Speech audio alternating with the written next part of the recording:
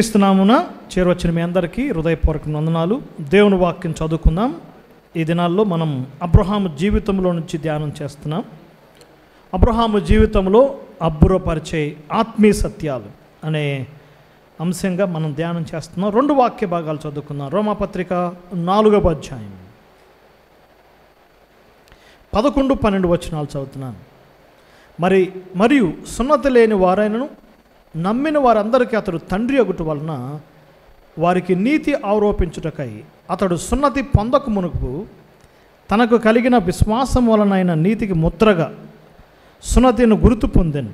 మరియు సున్నతి గల వారికి తండ్రి అగుటకును, అనగా సున్నతి మాత్రము పొందిన వారు కాక మన తండ్రి అయిన అబ్రహాము సున్నతి పొందక మునుపు అతనికి కలిగిన విశ్వాసం యొక్క అడుగుజాడలను బట్టి నడుచుకొని వారు అగుటకు తండ్రి అగుటకు అతడు ఆ గుర్తు పొందెను. 17వ వచనం, తాను విశ్వసించిన దేవుని ఎదుట, అనగా మృతులకును సజీవులుగా చేయవాడును, లేని వాటిని ఉన్నట్టుగా పిలుచువాడైన దేవుని ఎదుట అతడు మనకందరికీ తండ్రి అయి ఉన్నాడు.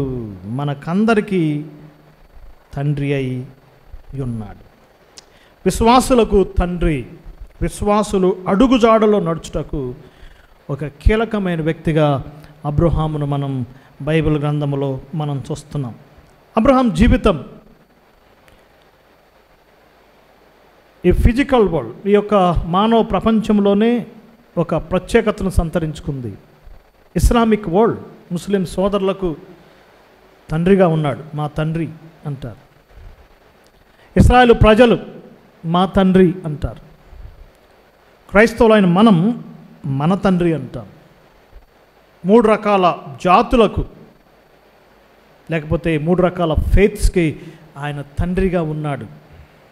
3 religions, Islam, Judaism and Christianity. Abraham 27 బుక్స్లో మెన్షన్ చేయబడ్డాడు. పాత నిబంధనలో 16 పుస్తకాలు, 16 బుక్స్. New టెస్టమెంట్లో 11 books. 27 బుక్స్లో ఆయన గురించి రాయబడటం ఎంతో ఆశ్చర్యం. ఆదాము గురించి 27 టైమ్స్ ఉంటుందండి. ఆదాము పేరు 27-28 సార్లు ఉంటుంది. Just 27 times. యేసుప్రభువారి గురించి 27 బుక్స్ ఉన్నాయి. మత్తయి సువార్త నుంచి ప్రకటన గ్రంథం వరకు 27 బుక్స్. అబ్రహాం ఏంటి చెప్పండి? 27 బుక్స్లో మెన్షన్ చేయబడ్డాడు. ఆదికాండం తదుపరి పుస్తకాల్లో మనం చూస్తున్నాం. బైబిల్లో 3 కీలకమైన వ్యక్తులు ఉన్నారు.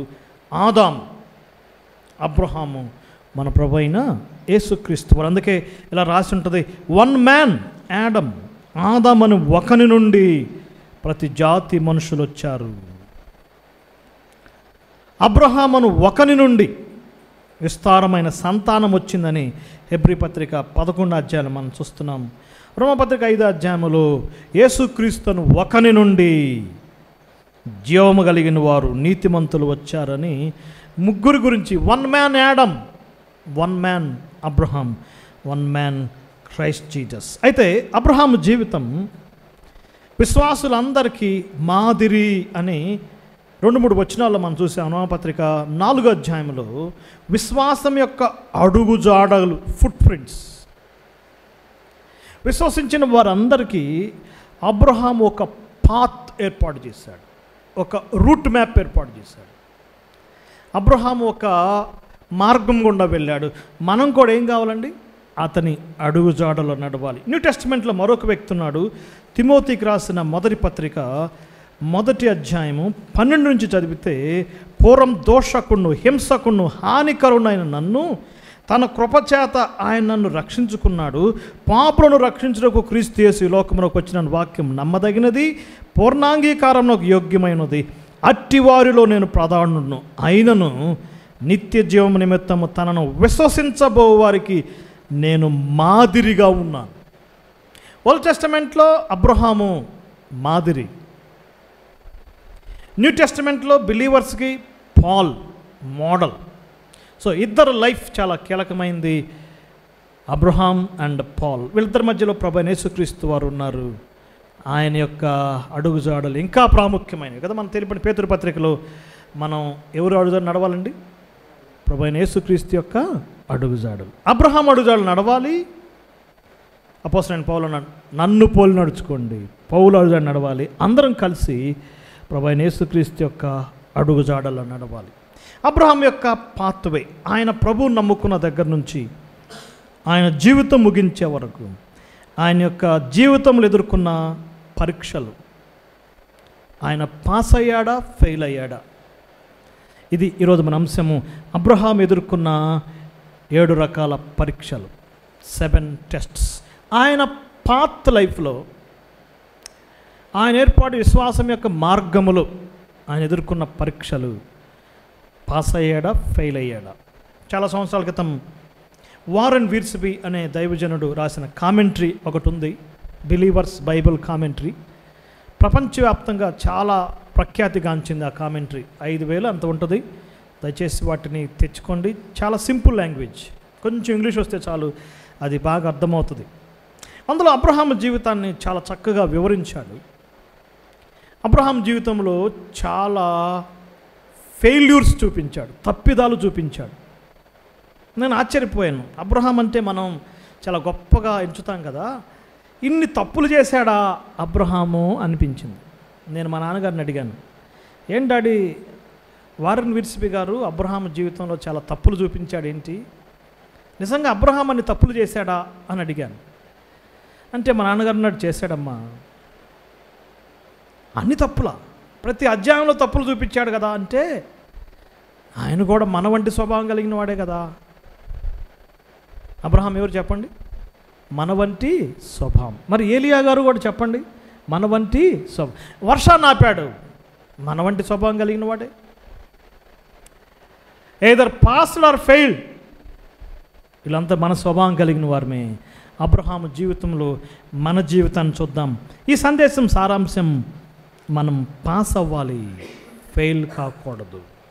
మన యొక్క విశ్వాస యాత్రలో మనం పాస్ మార్కులు పొందాలి.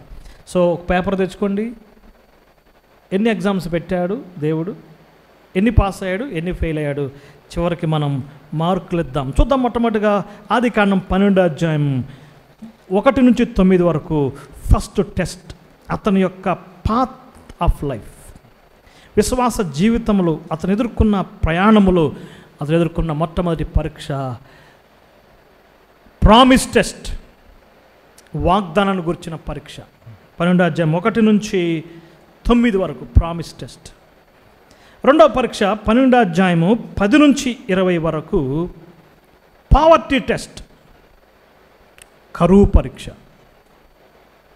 Poverty test. 13వ అధ్యాయం ప్రాస్పారిటీ టెస్ట్, సమృద్ధిని గురించిన పరీక్ష. 13th chapter prosperity test, poverty test, promise test, poverty test, prosperity test. 14వ అధ్యాయం పవర్ టెస్ట్, పవర్, అధికారంను గురించిన పరీక్ష, పవర్ టెస్ట్. 15, 16, 17 అధ్యాయాల్లో పేషెన్స్ టెస్ట్, పేషెన్స్. దేవుడు పరీక్షించాడు, దేవుడు అబ్రహామును పరీక్షించాడు.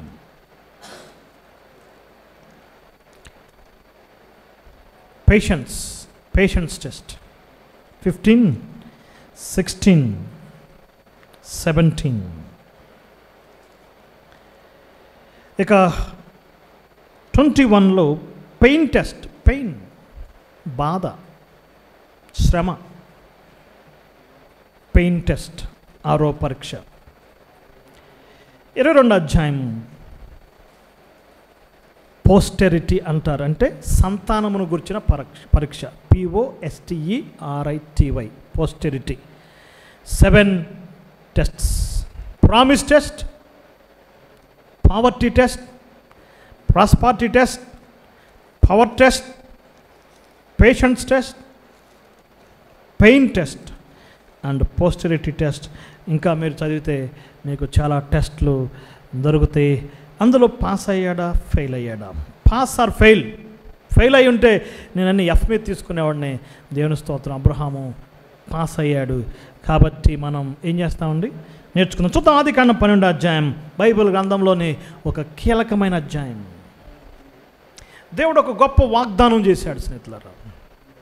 ప్రపంచం అంతటికి సరిపోయే యూనివర్సల్ ప్రామిస్ చేశాడు. ఆ యొక్క వాగ్దానం ప్రపంచ జాతులను, సమస్త జాతులను ఆశీర్వదించాలి అని దేవుడు ఆలోచన కలిగి ఉన్నాడు. దాని కొరకు ఒక వ్యక్తిని దేవుడు పిలిచాడు. నేను గత వారం మనం చూసాం, మొదటి సిరీస్లో ఒంటరిగా ఉన్నప్పుడు పిలిచాడు, సింగిల్ మ్యాన్. ఆనాటి ప్రపంచంలో మెసపోటమియా ప్రాంతం నెంబర్ 1 సిటీ, మెగా సిటీ.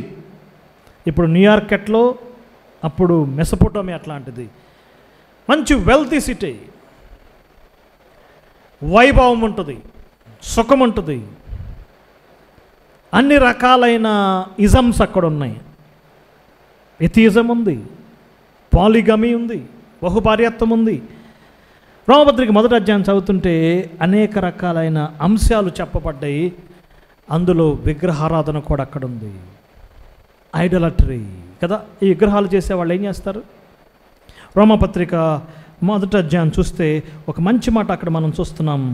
ఈ విగ్రహాలు చేసేవారు, పూజించేవారు అక్షయుడగు దేవుని మహిమను క్షయమయ వస్తువులోకి మారుస్తున్నారు. దయచేసి చూద్దాం. రోమపత్రిక 1వ అధ్యాయము 23-24 వచనాలు. అక్షయుడగు దేవుని మహిమను క్షయమగు మనుషుల యొక్కయు, పక్షుల యొక్కయు, చతుష్పాద జంతువుల యొక్కయు, పురుగుల యొక్కయు ప్రతిమా స్వరూపాలుగా మార్చారు.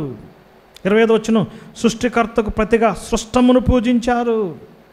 దేవుని మహిమను మారుస్తున్నారు కదా. విగ్రహాలు చేసేవాడు ఏం చేస్తున్నాడండి? దేవుని మహిమను మలుచుతున్నాడు. ఎందులోకి? చమత్కరించబడిన విగ్రహాల్లోకి. అపోస్తలుడైన పౌలు అన్నాడు, ఆ దేవుని యొక్క జ్ఞానాన్ని ఆ విగ్రహాల్లోకి చమత్కారంగా మలుస్తున్నారంటండి. ఆ స్కల్ప్టర్స్ చేసేవాళ్ళు ఎంత రకాలుగా విగ్రహాలు చెక్కుతారండి కదా. చెక్కది రకరకాలుగా ఉన్నాయి. ఈ విగ్రహాలు చేసేవాళ్ళు దేవుని మహిమను ఎందులో పెడుతున్నారండి? విగ్రహాల్లోకి మారుస్తున్నాడు. అబ్రహాం కుటుంబం కూడా అలాంటిదే. యెహోషువ గ్రంథం 24వ అధ్యాయం ఆ మాట ఉంటుంది. అబ్రహాం పితరులందరూ విగ్రహాలు పూజించారు, విగ్రహాలు సేవించారు, విగ్రహాలు తయారు చేశారు. వాళ్ళ ఇంటి నిండా విగ్రహాలే. ఇప్పుడు కూడా ఇరాక్లో, సౌత్ ఇరాక్లో అబ్రహాము పూర్వీకుల ఇల్లు ఉంటుంది. ఒక మ్యూజియం చేశారు. చాలా పెద్ద స్థలం అండి అది. అబ్రహాం హౌస్ అని ఉంటుంది అక్కడ. ఎన్నో వందల గదులు ఉన్నాయంట. గదులు. ఒక సేవకుడు ఈ మెసేజ్ చెప్పాడు, అబ్రహాము ఇంటిలో 800 గదులు ఉన్నాయని చెప్పాడంట. ఇక మైండ్లో అదే ఉంది. ఇంటికి వెళ్ళి ఏం చెబుతుందండి? అబ్రహాం విశ్వాసం గురించి చెప్పట్లే. ఏం చెబుతుంది? అబ్రహాం ఇల్లు అంట పెద్దదంట, 800 గదులు ఉన్నాయంట. అవన్నీ మనకు తెలియదు. ఒకటి మాత్రం వాస్తవం, వారి కుటుంబం అంతా విగ్రహారాధికులు అయి ఉన్నారు. చాలా సంవత్సరాల క్రితం నేను నిజాంపేట వెళ్ళాను. నిజాంపట్నం, మన బుజ్జి వాళ్ళ ఊరి దగ్గర. నిజాంపట్నం అటు సైడ్ వెళ్ళాను. అటు 3 దినాలు కూడికలు పెట్టారు. అక్కడ ఇప్పుడు కూడా ఒక మంచి సేవకుడు పనిచేస్తున్నారు. వారు గౌడాస్ నుంచి ప్రభుని నమ్ముకున్నారు. చాలా గొప్ప పరిచయం చేస్తున్నారు ఆ ప్రాంతంలో. 3వ రోజు నాకు పీతల కర్రీ పెట్టారండి. బాగా తయారు చేశారు. ఆ సేవకుడే వడ్డిస్తా అన్నాడు నాకు, బ్రదర్ ఈ మా ఊరు ఫేమస్ బ్రదర్ ఈ పీతల కర్రీ అని ఇంతలా ఉందండి అని ఏమన్నాడంటే, మా ఊరిలో మీరు ఏ ఇంటికి వెళ్ళినా ఇంటి మీద బొమ్మకి ఈ పీత బొమ్మ, రొయ్య బొమ్మ ఉంటుంది అన్నాడు. ఏముంటుందంట? పీత బొమ్మ, రొయ్య బొమ్మ. కారణం ఏంటి అంటే, మా ఊర్లో ఈ బిజినెస్ చేస్తారు. అమెరికా వాళ్ళకి ఈ రొయ్యలు పీతలు నచ్చినాయి అంట. కాబట్టి ఈ ఊరు నుంచి డైరెక్ట్గా హైదరాబాద్ వెళ్ళి, హైదరాబాద్ నుంచి డైరెక్ట్ ఫ్లైట్ అమెరికా వెళ్ళేది. ఒకప్పుడు కోట్లు సంపాదించారు మా ఊరోళ్ళందరూ. అందుకని దేన్ని పూజిస్తున్నారు? రొయ్యల్ని, పీతల్ని ఉంగరాల మీద కూడా అయ్యే బొమ్మలు ఉంటాయి అన్నాడు కదా. మానవుడు ఏం చేస్తున్నాడు? సృష్టికర్తను మరిచి ఎవరినండి? సృష్టమును పూజించాడు. కానీ బ్రదర్, సునామీ వచ్చినాక వైరస్ వచ్చింది, బిగ్ లాస్ అయింది. అబ్రహాం కూడా ఇలాంటి వ్యక్తే. ఒకరోజు అబ్రహాం అంటండి, యూదుల గ్రంథాలు రాసుకున్నారు, ఒక మంచి ఇనప రాడ్డు తీసుకుని విగ్రహాలు మొత్తం తుత్తినీలుగా చేశాడంట. డెస్పరేట్ అయ్యాడంట. ఏంటి ఒక్కటి కూడా నాతో మాట్లాడట్లేదు, ఒక బొమ్మ నాతో మాట్లాడట్లేదు, అసలు వాటిలో జీవం లేదా? చాలా డిసప్పాయింట్ అయిపోయాడు, అన్వేషణలో పడ్డాడు. ఎవరు? అబ్రహాం. అప్పుడు అబ్రహాం వయసు 75 years. అపోస్తుల కార్యగ్రంథం 7వ అధ్యాయం 2వ వచనం చూడండి. మహిమగల దేవుడు అబ్రహాముకు ప్రత్యక్షమయ్యాడు. అంతే, అబ్రహాము జీవితం మారిపోయిందండి. ఏ దేవుడు ప్రత్యక్షమయ్యాడు? మహిమగల దేవుడు. ఆ మాట స్టెఫన్ వాడటం చాలా ఆశ్చర్యం అండి. ఎందుకన్నాడు మహిమగల దేవుడు అని అంటే, సత్యవంతులైన దేవుడు అనలేదు, పరిశుద్ధులైన దేవుడు అనలేదు, ప్రేమ కలిగిన దేవుడు అనలేదు. ఏ దేవుడు అన్నాడండి? మహిమగల దేవుడు. కారణం ఏంటి? అబ్రహాము కుటుంబీకులు చేసే పని ఏంటి? దేవుని మహిమను మార్చుతున్నారు కాబట్టి. ఎలాంటి దేవుడు ప్రత్యక్షమయ్యాడు? మహిమగల. ముళ్ళును ఎలా తీయాలి బ్రదర్? ముళ్ళుతోనే తీయాలి. దేవుడు పిలిచాడు, ప్రామిస్ చేశాడు. ఏంటి ఆ ప్రామిస్ అంటే, నిన్ను ఆశీర్వదిస్తాను, వాటిని విడిచిపెట్టొచ్చాయి, నీ ఇంటి వారిని, తండ్రిని, తల్లిదండ్రులను, దేశమును, బంధువులు విడిచిపెట్టి రమ్మన్నాడు. ప్రామిస్ టెస్ట్ పాస్ అయ్యాడు అబ్రహాము. డియర్ బ్రదర్స్, అబ్రహాము దేవుడు పిలిచి రా నిన్ను ఒక బిజినెస్ మ్యాన్ చేస్తాననలేదు. అబ్రహాము దేవుడు పిలిచి రా నీకు ఒక పెద్ద ప్లాట్ ఇస్తానని దేవుడు చెప్పలేదు. నీ ద్వారా ప్రపంచానికి ఏం తీసుకొస్తాను? ఆశీర్వాదం. ఈనాడు దేవుడు మనకు కూడా ప్రామిస్ చేశాడు. మనకిచ్చిన ప్రామిస్ ఏంటో తెలుసా అండి? దేవుడు మనకు చేసిన ప్రామిస్ ఏంటి? తీతు పత్రిక 1వ అధ్యాయము మొదటి 2-3 వచనాలు చదివితే, నిత్య జీవమును గురించి వాగ్దానం చేశాడు. అబద్ధమాడనేరని దేవుడు నీ కొరకు నా కొరకు చేసిన వాగ్దానం ఏంటంటే, నిత్య జీవమును గురించిన వాగ్దానం, ఎటర్నల్ లైఫ్. ఎలాగొస్తుంది అంటే, సువార్త ద్వారా మనకు వస్తుంది. ఎలాగొస్తుందండి? సువార్త ద్వారా. ఏ సువార్త? తిమోతికి రాసిన మొదటి పత్రిక 1వ అధ్యాయం 8వ వచనం, మహిమగల సువార్త ద్వారా పిలుస్తున్నాడు. మహిమగల దేవుడు అబ్రహామును పిలిచాడు, వాగ్దానం చేశాడు. ఈనాడు దేవుడు ఏ సువార్త పిలుస్తున్నాడు మనల్ని? మహిమగల. చూడండి, గ్లోరియస్ గాస్పెల్. ఆనాడు అబ్రహాము విగ్రహాలు విడిచిపెట్టి వచ్చాడు. ఈనాడు మనం కూడా ప్రభువుని నమ్ముకున్నప్పుడు మనం కూడా విడిచిపెట్టి వచ్చాము. మనం కూడా ప్రామిస్ టెస్ట్ పాస్ అయ్యాము. కానీ దుఃఖకరమైన సంగతి ఏంటంటే, కొందరు ప్రామిస్ టెస్ట్లోనే ఫెయిల్ అవుతున్నారు. తెస్సలోనికి రాసిన మొదటి పత్రిక 1వ అధ్యాయం చదవండి. 4, 5, 6 వచనాల్లో అపోస్తలుడైన పౌలు తెస్సలోనికి పట్టణానికి వెళ్ళి మహిమగల సువార్త ప్రకటించినప్పుడు వాళ్ళు విగ్రహాలు విడిచిపెట్టి వచ్చారు, దేవుని వైపు తిరిగి వచ్చారు. మరి మనం దేనికి పిలిచాడు? అబ్రహాముని ఆశీర్వాదం కొరకు పిలిచాడు. మరి మనం దేని కొరకు పిలిచాడు చూద్దాం. చూడండి, రోమాపత్రిక 15వ అధ్యాయం. First test promise test. దేవుని స్తోత్రం, మనంతా ప్రామిస్ టెస్ట్ పాస్ అయ్యాం. ఎవరైతే క్రీస్తు ప్రభుని సొంత రక్షకుడిగా అంగీకరించారో, మహిమగల సువార్తను స్వీకరించారు, విడిచిపెట్టి వచ్చారు, వారు ప్రామిస్ టెస్ట్ పాస్ అయ్యారు. మనకొచ్చిన ఆశీర్వాదం ఏంటి చూడండి ఒకసారి.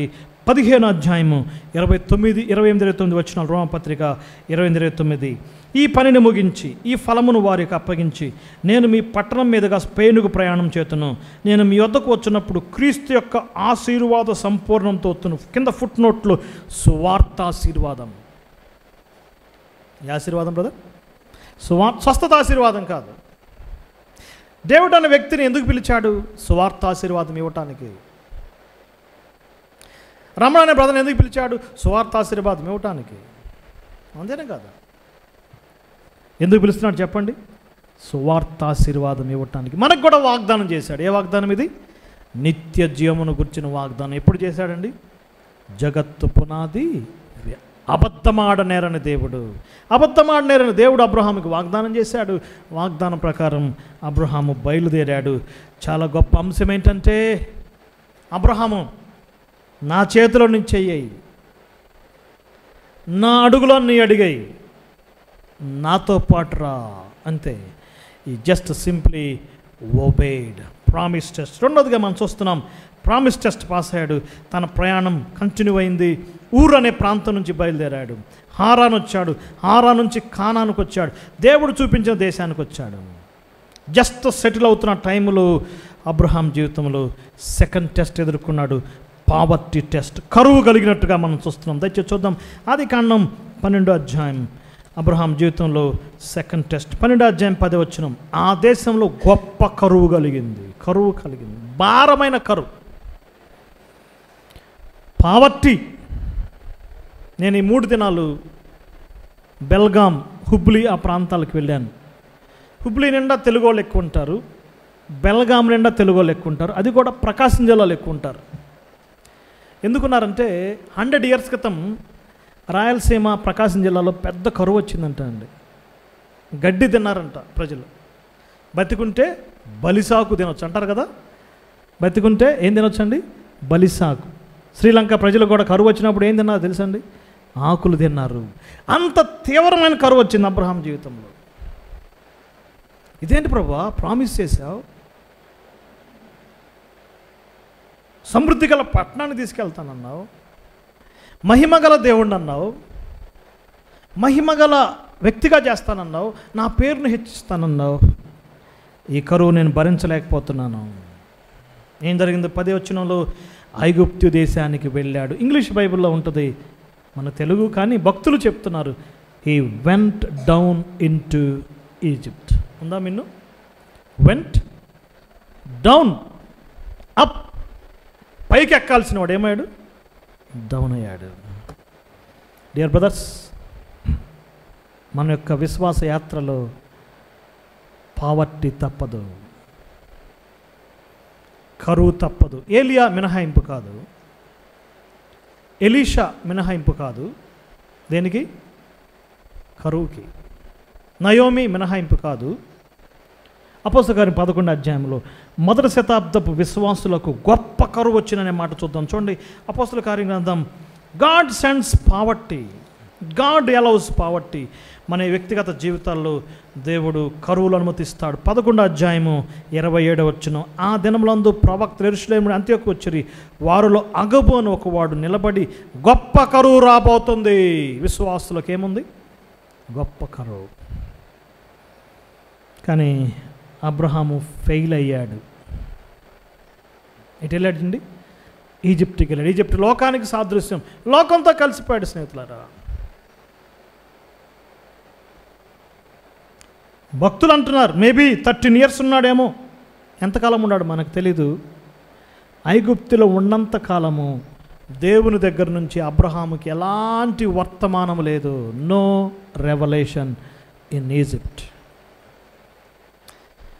అబ్రహాం ఫెయిల్ అయ్యాడు. మన జీవితాల్లో కొన్నిసార్లు వాక్యం కరువైద్ది, ప్రార్థన కరువైద్ది, సేవకులు కరువు అవుతారు, సహవాసం కరువైద్ది. Spiritual poverty and also physical poverty. కొన్నిసార్లు లాసులు వస్తాయి, ప్రమోషన్ బై డిమోషన్ అయిద్ది, ఎరియర్స్ ఎగిరిపోతాయి, వచ్చిన సంపద దివాళ అయిపోతుంది. దేవుడు అనుమతిస్తాడు. ఏం అనుమతిస్తాడు? కరువులు. నయోమి జీవితంలో కరువు రాలేదా? తప్పిపోయిన కుమారుడి జీవితంలో కరువు రాలేదా? చెప్పండి. వచ్చింది. దేవుని స్తోత్రం. అబ్రహాము తిరిగి వచ్చాడు. చూడండి 13వ అధ్యాయము 4వ వచనం. తాను మొదట బలిపీఠం కట్టిన చోటకు చేరాడు. అక్కడ యెహోవా నామమున ప్రార్థన చేశాడు. ఫెయిల్ అయ్యాడు, కానీ నేనేమంటానంటే పాస్ అయ్యాడు. ఒకవేళ అబ్రహాం ఈజిప్ట్లో ఉన్నట్లయితే, అబ్రహాం చరిత్ర బైబిల్లో లేదు స్నేహితులారా. అబ్రహాం చరిత్ర ఇప్పుడు క్లోజ్ అయిపోయేది. అవసరం Suresh brother 7th class fail అయ్యాడు. 7th క్లాసులో 3 సార్లు ఫెయిల్ అయిన ఉన్నారు నాకు తెలిసిన వాళ్ళు. 4 సార్లు ఫెయిల్ అయిన ఉన్నారు. అయినా మళ్ళీ ఏమవుతున్నారు? పాస్ అవుతున్నారు. ఫెయిల్ అయిపోయామని వెనక్కి వెళ్ళిపోయారా?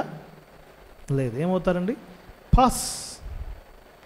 అతడు తిరిగి వచ్చాడు.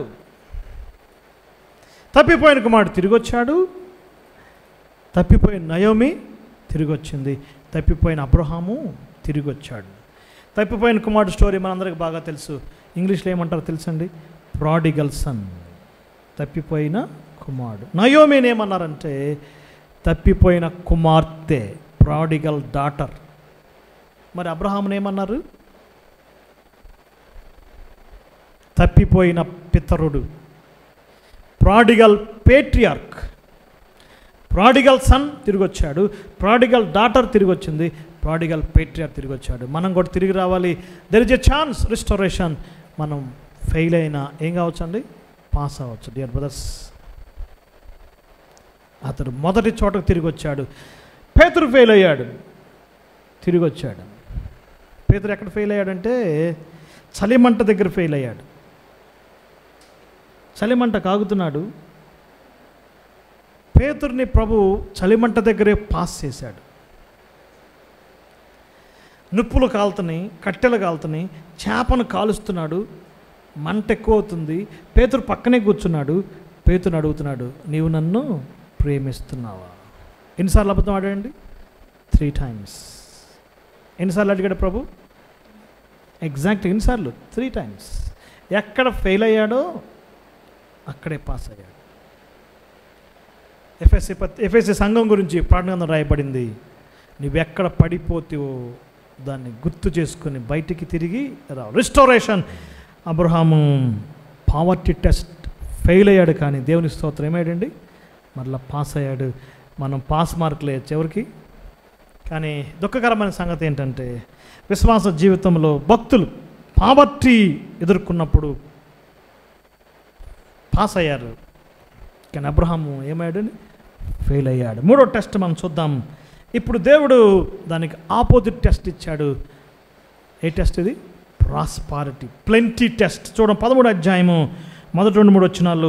వెండి, బంగారం, ధనము, ఆస్తి కలిసి నివసించలేనంత ఆస్తి ఇచ్చాడు. పూర్తిగా ఆపోజిట్. వద్దన్నా డబ్బు, వద్దన్నా బంగారం, వద్దన్నా ఏదన్నా, ఇక వద్దు బాబు అంటున్నా కూడా అక్కడున్న మాట చూడండి, కలిసి నివసించలేకపోయారు.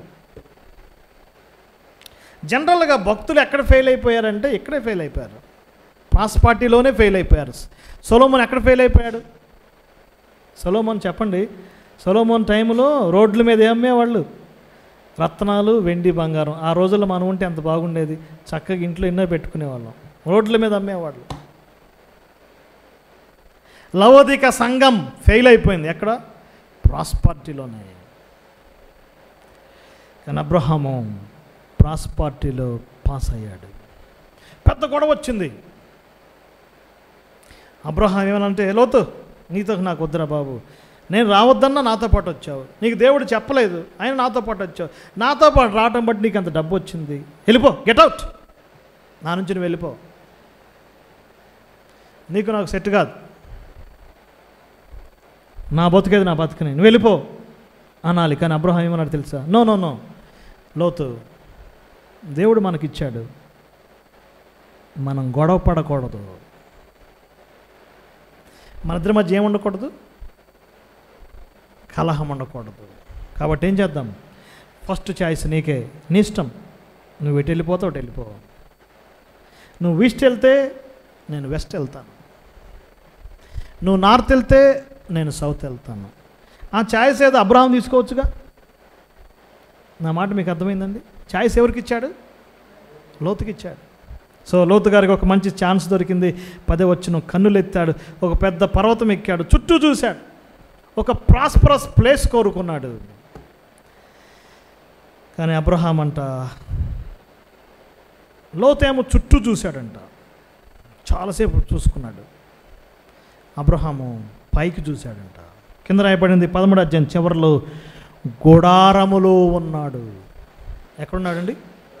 గుడారం. ప్రాస్పారిటీ ఇచ్చినా, ఎంత ప్లెంటీ ఇచ్చినా, ఎంత సమృద్ధి ఇచ్చినా అబ్రహాము చేంజ్ కాలేదు స్నేహితులారా. సో థర్డ్ టెస్ట్ పాస్ అయ్యాడా, ఫెయిల్ అయ్యాడా? చెప్పండి. అబ్రహాము, నువ్వు ఎక్కడ ఉండమంటే అక్కడ ఉంటాను, ఈ రాళ్ల మధ్య ఉండమంటావా ఉంటాను, ఈ గుడిసెలో ఉండమంటావా ఉంటాను, ఈ గుహలో ఉండమంటావా ఉంటాను, ఈ గుడారంలో ఉండమంటావా ఉంటాను. So third test Abraham past. మన ఆత్మీయ జీవితంలో ప్రభు మనకేమిచ్చినా, సంపద ఇచ్చాడా, సొమ్ము ఇచ్చాడా, టాలెంట్స్ ఇచ్చాడా, జ్ఞానం ఇచ్చాడా, ఏది ఇచ్చినా మనం ఆయన కొరకు జీవించాలి. గుడార ఎక్స్పీరియన్స్. 14th చాప్టర్కి వచ్చాం. 14th చాప్టర్లో మొట్టమొదటి యుద్ధం జరుగుతుంది. First war in the Bible. బైబిల్లో ఏదైనా ఫస్ట్ టైం జరిగిందంటే చాలా ప్రాముఖ్యమైన అంశం అది.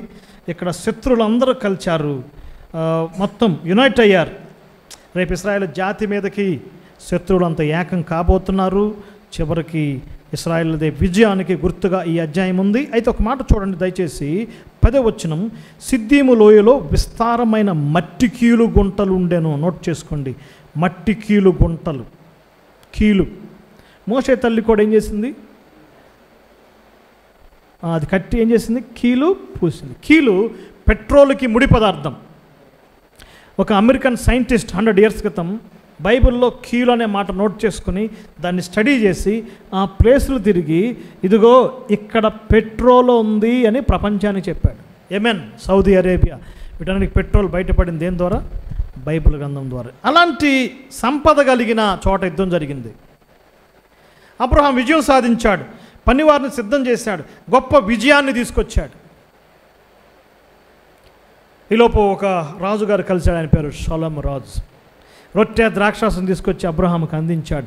అలసిపోయిన అబ్రహాముకి ఆదరణ షాలేము రాజు ఇచ్చిన రొట్టె ద్రాక్షాసం. బైబిల్లో ఫస్ట్ టైం రొట్టె ద్రాక్షరసం ఎక్కడ రాయబడింది?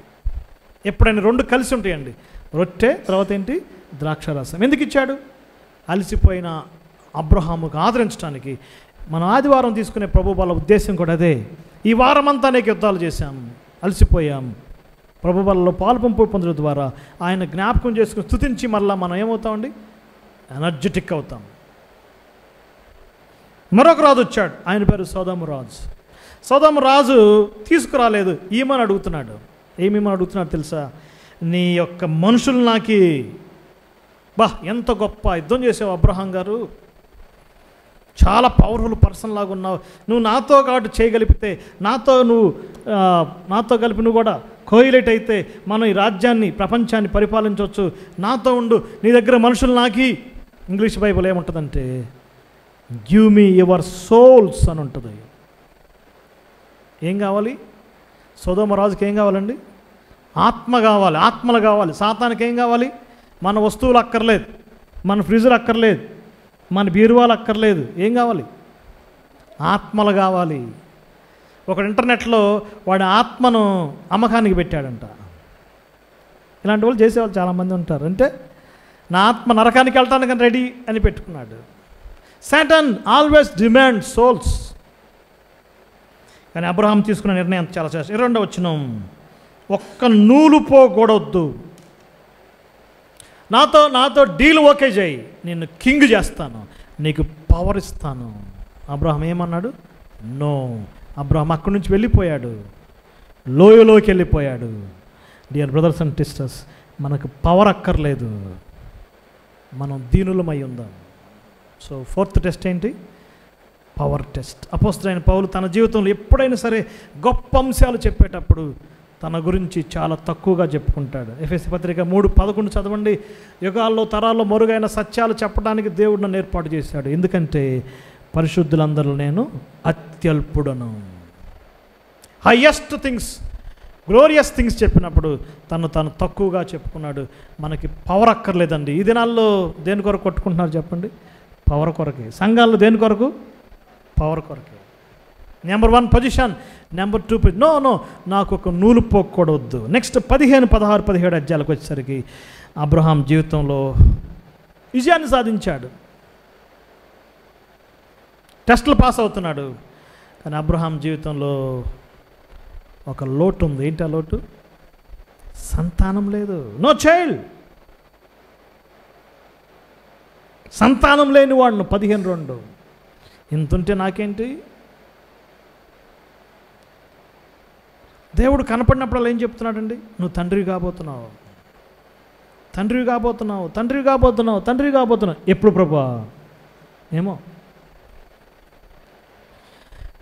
Patience test. దేవుడు మనకి సహనాన్ని పరీక్షిస్తాడు. ప్రతి ఒక్కరు పోవాల్సిందే. కొన్నిసార్లు జాబ్, కొన్నిసార్లు మ్యారేజ్, కొన్నిసార్లు ప్రమోషన్, కొన్నిసార్లు సంతానం. ఏదో ఒకటి దేవుడు ఏం చేస్తాడు? పరీక్షిస్తాడు. దావీదుకి అభిషేకించబడ్డాడు, వెంటనే రాజు కాలేదు. 13 years కష్టాలు పడ్డాడు. యోసేపు కల వచ్చిందండి. ఆ కల్లో ఒక పని నిలబడింది. మిగిలినన్నీ ఏమైనాయి? మిగిలిన పనులన్నీ నమస్కారం చేస్తున్నాయి. ఎప్పుడు జరిగింది? ఈజిప్ట్కి పోయాడు, 13 సంవత్సరాలు కష్టాలు పడ్డాడు. తర్వాత ప్రైమ్ మినిస్టర్ అయ్యాడు. తర్వాత 7 సంవత్సరాల తర్వాత అన్నలు వచ్చారు. అన్నలు వచ్చి అందరూ ఏం చేశారండి? నమస్కారం. 20 years పట్టింది. కాలేబు గారికి దేవుడు ప్లాట్ ఇస్తానని చెప్పాడు, రిజిస్ట్రేషన్ చేశాడు. నీకు ప్లాట్ రిజిస్ట్రేషన్ చేశాను, హెబ్రోన్ అనే ప్లాట్ రిజిస్టర్ చేశాను. ఆ ప్లాట్ పేపర్స్ తీసుకోవడానికి 45 years పట్టింది. కాలేబు అంటాడు, అప్పుడు 40 years, ఇప్పుడు నాకు 85 years. ఎంతకాలం పట్టింది? 45 years. దేవుడు పేషెన్స్ టెస్ట్ చేస్తాడు. దావీదుకి 13 years పట్టింది, డియర్ బ్రదర్స్. కానీ ఈ దినాలు మనం ఎలాంటి దినాలు ఉన్నా అంటే ఇప్పుడిప్పుడే ఆశీర్వాదం రావాలి కదా. ఇన్స్టేనియస్ కాఫీ లాంటిది, ఇన్స్టేనియస్ నూడిల్స్ లాంటివి మార్కెట్లో దొరుకుతాయి, కానీ బైబిల్లో దొరకవయ్యి. 5 minutesలో 5 minutes నూడిల్స్ తినండి, ఆరోగ్యం పాడు చేసుకోండి. ఇన్స్టేనియస్ ప్రమాదం. దేవుడు ఇచ్చేది ఏంటి చెప్పండి? Step by step patience. కానీ ఏం జరిగింది? 16వ అధ్యాయంలో అబ్రహాం ఫెయిల్ అయిపోయాడు, వెయిట్ చేయలేకపోయాడు. శారమ్మ మాట విన్నాడు, అవ్వమ్మ మాట విన్నాడు. ఆదాము ప్రాబ్లం తెచ్చాడు. శారమ్మ మాట విన్నాడు అబ్రహాము, చెప్పండి, ప్రాబ్లం తెచ్చాడు. రెబ్కమ్మ మాట విన్నాడు యాకోబు గారు, చెప్పండి, ప్రాబ్లం తెచ్చాడు. ఎందుకు సంఘంలో స్త్రీలు మౌనంగా ఉండాలని చెప్పాడంటే ఒక రూల్ ఉందన్నమాట. ఇదే హెడ్షిప్. శారా మాట విన్నాడు, అతని శరీరం పనిచేసింది, ఇష్మాయిల్ని కన్నాడు. ఆ ప్రాబ్లం ఈరోజు కూడా తీరలేదు. స్టిల్ టుడే ఎవరికి మధ్య problem? Israel and Ishmaelites. Dear brothers, పేషెన్స్లో మనం చేసే పొరపాట్లు, ఆ టెస్ట్ ఫెయిల్ అయినప్పుడు దాని యొక్క పరిస్థితులు చాలా తీవ్రంగా ఉంటాయి. అబ్రహాము ఫెయిల్ అయ్యాడు. Patience test. దేవుని స్తోత్రం. 18వ అధ్యాయంలో దేవుడు అబ్రహామును దర్శించాడు. ఫెయిల్ అయిపోయిన వాడిని దేవుడు దర్శించటం దేవుని యొక్క గొప్ప కార్యాలు. 17వ అధ్యాయం 1వ వచనం, అబ్రహాము 99 ఏండ్లైనప్పుడు యెహోవా అతనికి ఏమయ్యండి? ప్రత్యక్షమయ్యాడు. ఈ పేషెన్స్ టెస్ట్లో ఫెయిల్ అయినప్పుడు దేవుడు మాట్లాడలేదండి. దేవుడు మాట్లాడకపోతే అబ్రహాము జీవితం క్లోజ్ అయిపోయేది. దేవుడు గ్రేస్ మార్క్స్ వేశాడు. నా జీవితంలో, నీ జీవితంలో దేవుడు గ్రేస్ మార్క్స్ వేయకపోతే మనం పాస్ కాము. పాస్ అవుతామా? చెప్పగలరు ఎవరైనా? దేవుడు నాకు గ్రేస్ మార్క్స్ వేయకపోతే నేను ఫెయిల్. దేవుడు ప్రత్యక్షమయ్యాడు. 18వ అధ్యాయంలో దేవుడు అబ్రహాం ఇంట్లోకి వెళ్ళాడు, అబ్రహామును దర్శించాడు. నేను దేవుడు అంటున్నాను, కానీ అక్కడ మీరు చూడండి, ప్రభు అంటున్నాడు. అబ్రహామును దర్శించాడు, అబ్రహాముకు వాగ్దానం చేశాడు, నెక్స్ట్ ఇయర్ నీకు కుమారుడు జన్మిస్తాడు. అంత బాగానే ఉంది.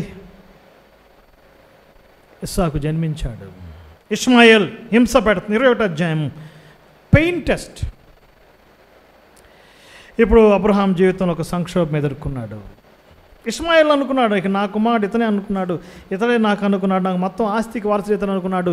ఇష్మాయేల్లో మురిసిపోతున్నాడు, ఇష్మాయేల్లో ఆనందిస్తున్నాడు. కానీ 21వ అధ్యాయంలో దేవుడు కనపడి, శారా మాట వినాలి, గెట్ అవుట్, పంపించేసాయి. ఎవరిని? ఇష్మాయేల్ని, హాగర్ని పంపించేసాయి. ఈ చాప్టర్ చదువుతుంటే చాలా బాధగా ఉంటుందండి. World man Abraham first born son ఇష్మాయేల్ని ఇంటి నుంచి పంపించేయటం, హాగర్కి ఆహారం సిద్ధం చేసి, వాటర్ సిద్ధం చేసి పంపించేయటం, పెయిన్. ఎవరికి పెయిన్? అబ్రహాంకి పెయిన్. ఎమోషనల్గా బర్స్ట్ అయి ఉంటాడు కదా. ఒక్క మాట మాట్లాడొద్దు, శారా మాట వినాలి, పంపించాయి. A painful test. దేవుడు మన జీవితాల్లో ఇలాంటి పెయిన్ఫుల్ టెస్ట్ అనుమతిస్తాడు. మేము బెల్గాం వెళ్ళినప్పుడు ఒక సేవకుడు బ్రేక్ఫాస్ట్కి పిలిచాడు. వాళ్ళ ఇంటికి వెళ్ళాం. ఆయన చాలాసార్లు హైదరాబాద్ దర్శించాడు.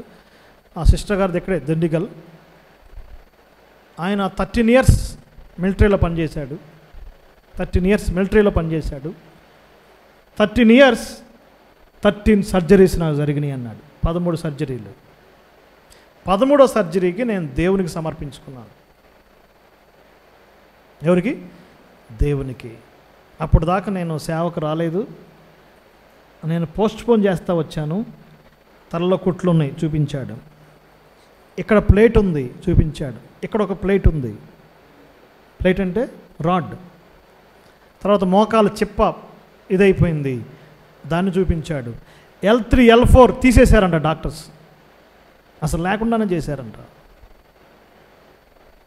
13 years పెయిన్ఫుల్ లైఫ్. ఇప్పుడు 24 years no fever, no problem. 13 సర్జరీకి నేను ఇదయ్యాను, చాలా పెయిన్ గుండా వెళ్ళాను. ఎన్ని హాస్పిటల్ తిరిగాను, ఇండియాలో ప్రముఖమైన హాస్పిటల్ తిరిగాను. A painful experience.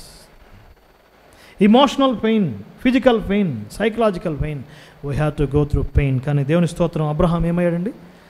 పాస్ అయ్యాడు. 6 టెస్ట్లు చూసాం. 1 promise test, pass. Poverty test, fail and pass. 3వది prosperity test, pass. Power test, pass.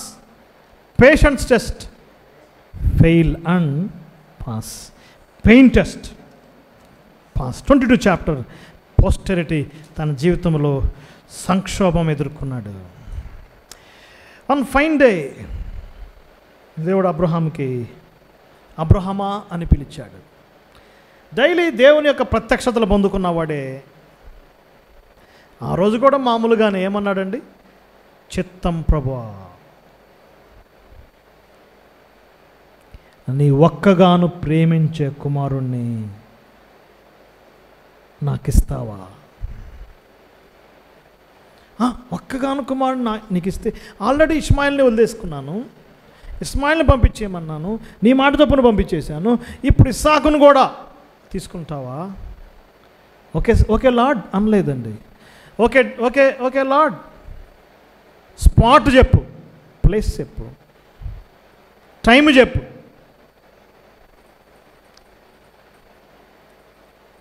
ఎలాంటి టైప్, ఏ విధంగా ఇవ్వాలో చెప్పు, ఎప్పుడు తీసుకురావాలో చెప్పు, ఎక్కడ ఇవ్వాలో చెప్పు అంటారు కదా మామూలుగా. పలానా చోట తీసుకు డబ్బులు ఇవ్వమంటే ఎక్కడ చెప్పని చెప్పుకుంటారు కదా, కోడ్స్. దేవుడు కోడ్ చెప్పాడు. స్పాట్ ఎక్కడో చెప్పు, టైం ఎప్పుడో చెప్పు, ఎలాంటి టైపు కావాలి, దహన బలి కావాలా, సమాధాన బలి కావాలా, ఎలాంటి బలి కావాలో చెప్పు, ఏదైనా నేను రెడీ. సిద్ధం చేసి తీసుకెళ్ళాడు. చాలా ఆశ్చర్యం ఏంటంటే 22వ అధ్యాయం 1వ వచనంలో ఏమంటాడంటే, అబ్రహాం అంటే ఏమన్నా అండి? చిత్తము ప్రభువా. 11వ వచనంలో కూడా దేవుడు సేమ్ పిలుస్తాడు. ఏమంటాడండి? అబ్రహామా అబ్రహామా. అప్పుడు కూడా ఏమన్నాడు? చిత్తము ప్రభువా. Same to same. కత్తెత్తాడు. Just lapse of second, a split second. కత్తి పడేది ఎవరి మీద చెప్పండి? ఇస్సాకు మీద. పాస్ అయ్యాడా, ఫెయిల్ అయ్యాడా? దేవుడు పాస్ అయిపోయావు అంతే. నువ్వు చేయకపోయినా పాస్ అయిపోయావు కదా, అటెండ్ అయితే చాలు, పాస్ చేస్తారు కదా. ఇక నాకు అర్థమైపోయింది, అతడు బలిగా అర్పించను. పోస్టెరిటీ టెస్ట్. డియర్ బ్రదర్స్, మన జీవితాల్లో దేవుడు మన నుంచి ఏం కోరుకుంటున్నాడో మనం ఇవ్వాలి. అందుకే అబ్రహాం ఏమయ్యాడండి? విశ్వాసులకు తండ్రి అయ్యాడు. మనం ఆయన అడుగుజాడల్లో నడవాలి. ఈ అబ్రహాం యొక్క ఆత్మీయ ధ్యానాలు మనకెంతైనా మేలు చేయనుగాక. దేవుడి వాక్యాన్ని దీవించునుగాక.